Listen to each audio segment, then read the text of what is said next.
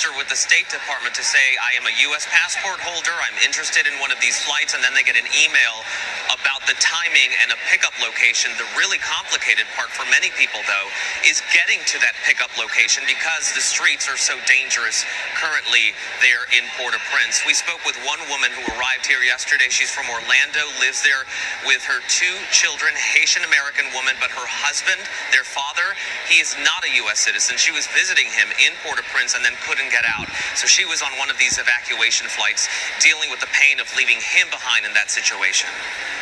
You know, Manuel, I'm just wondering, because the situation is so desperate right now, what else can the State Department be doing right now?